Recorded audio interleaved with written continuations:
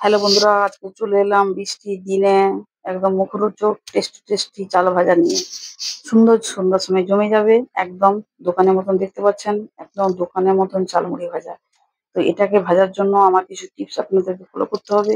যদি ফলো না করলেন তাহলে কিন্তু এইভাবে আসবে না। তার জন্য চলুন আজকে কিভাবে বানিয়েছি ওটা আমি বলে দেবো। আমার চ্যানেলে সবাইকে স্বাগত। আপনারা কেমন আছেন? সবাই ভালো থাকবেন, সুস্থ থাকবেন। আশা করি সবাই ভালো আছেন। তো চলুন কেমন করেছি আজকে একটু বলে দেবো। এটা আমি নিয়েছি আমার রান্নার চাল। ভাতের চালটা নিয়েছি। আমাদের তো কেনা চাল। এটা হচ্ছে বাঁশকাঠি চাল। তার জন্য একটু লম্বা, লম্বা। এই চালটা নিয়ে আমি করছি। তো চালটা এই ভাজার জন্য যেটা টিপস দিব বলছি, ওটা হচ্ছে চালটা নিবেন। চালটা নিয়ে ২ কোট আমি চাল দিয়েছি। তাতে লবণ আর হলুদ দিয়েছি। লবণটা দেখে শুনে দিবেন যাতে নোনা না করে ফেলেন। দিয়ে জলটা যখন দিবেন তখন ওই হাতে ছিঁচে, ছিঁচে জলটা দিবেন। মাত্র ২ বার দিবেন। হাতে ছেঁচা জলটা ২ বার দিবেন। বেশি জল ঢালবেন না। ছেঁচা জলটা ছিঁচবেন। ছিঁচা জলটা ২ বার মানে দিবেন, দিয়ে ভালো করে মাখিয়ে দিবেন। দিয়ে একটা নরমাল জায়গায় রেখে দিবেন। মানে কোনো ফ্যানেও দরকার নেই, কোনো রোদেও দরকার নেই। এমনি যেখানে চেয়ারে হোক, টেবিলে হোক, যেখানেও আপনি রেখে দিবেন। তো যদি ২ ঘন্টা রাখেন তাহলে আমার থেকেও ভালো কিন্তু আসবে।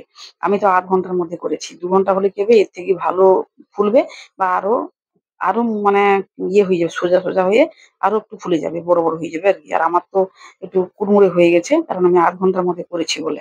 তো ২ ঘন্টা রেখে দিলে খুব আরো সুন্দর মানে হয়ে যাবে। ওইভাবে করে দিবেন। তারপরে এর সঙ্গে কিছুই মিশাতে হবে নাহলে ভাল লাগবে না। লঙ্কা দিবেন আর বাদাম দিবেন আর মানে কারি পাতা দিবেন। এগুলা সব ভেজে নিবেন। ভাজার পরে কারি পাতাটা দেখে মানে দেখতে পেলেন? আমার কিন্তু পুড়েও যায়নি। আপনারা যদি এই ছান্তার সাহায্যে একটু তেলে লাগাবেন, ওটা আমি মানে দেখাতে পারিনি। একটু তেলে লাগাবেন, একটু ভেজে যাবে, আবার একটু লাগাবেন, এইভাবে মানে ভাজবেন। যাই হোক ভেজে করে তুলে নিবেন। এবার বাদাম আর লঙ্কাটা ভাজার সময় অবশ্যই দিবেন, লবণ দিবেন, দিলে ছিটকাবে না। আর চালটা ভাজার সময় তেলটাকে একদম হাই হিটে ভাজবেন। একদম হাই হিটে তেলটাকে ভাজবেন। যেভাবে মারা সব তোমার ভাজে, মুড়ি ভাজতো বালি গরম করে, এভাবে এখানেও তেলটাকে সেভাবে আপনারা একদম তেলটাকে গরম করে ফেলবেন। গরম করে চালটাকে যখন দিবেন তখন খন্তার সাহায্যে না একটু নাড়িয়ে দিবেন। দিলে কি হয় বলুন তো? যে সব চালগুলা মানে এলোমেলো হয়ে যাবে, দিলে ভাজতেও সুবিধা হবে। মানে যদি এইভাবে ভাজতে চান তাহলে কিন্তু নাড়িয়ে দিবেন, নাহলে জড়ে যাবে আর কুড়মুড়ে হয়ে যাবে। একটু করে দিবেন, দিলে দেখবেন দারুণ ভাজা হয়। ভাজা হয়ে যাবে। আর লবণ-টবণ পরে কিছু মিশাবেন না। সব বাদাম-ফাদাম সবকিছু মিশিয়ে দিবেন। একদম দোকানের মতন যেটা আমরা যখন কিনে খাই তো বাজার থেকে, যেমন ট্রেনে গেলে, স্টেশনে গেলে বা বাস স্ট্যান্ডে গেলে, বাসে গেলে এই চালমুড়িটা বেশিরভাগ আমরা দেখতে পাই, আমরা কিনেও খাই। সেই চালমুড়িটা বাড়িতে বানিয়ে ফেলবেন। বৃষ্টির দিনে জমে যাবে। চায়ের সঙ্গে বিস্কিট নিবেন না, এটাকে নিবেন। একদম গল্পে মেতে উঠবেন। আর এটা যদি সঙ্গে থাকে দারুণ, দারুণ স্বাদে মুখে দিলে কিন্তু মিলিয়ে যাবে। যেটা মার আগে যে চালমুড়িটা ভেজে দিত সেটা কিন্তু খুব শক্ত। আর এটা কিন্তু একদম শক্ত হয় না। একদম মুখে দিলেই মিলিয়ে যাবে। বুঝতে পারছেন, যেটা কিনে খেয়েছেন সেটা কিন্তু বাড়িতে মানে করবেন।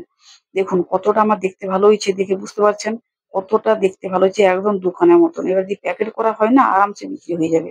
দেখতে পাচ্ছেন? দারুণ হয়েছে কিন্তু। এইভাবে সবাই বানিয়ে ফেলুন। দেরি করছেন কেন? তাড়াতাড়ি লেগে পড়ুন কাজে। কোনো মানে রোদে-ফোদে ঝামেলার কিছু নেই। এই দেখুন দুর্দান্ত হয়েছে। স্বাদে তো একেবারে অনন্য। খেতেও দুর্দান্ত লাগে। একদম মুখরোচক খাবার যাকে বলে। আমরা বাঙালি বৃষ্টির দিনে মনে হয় একটু কিছু মুখরোচক তেলে ভাজা খাই। তাই না? তেলে ভাজা খাওয়ার জন্য এই যে শুরু করে দিচ্ছি। সবাইকে টাটা, বাই, বাই, ভালো থাকবেন।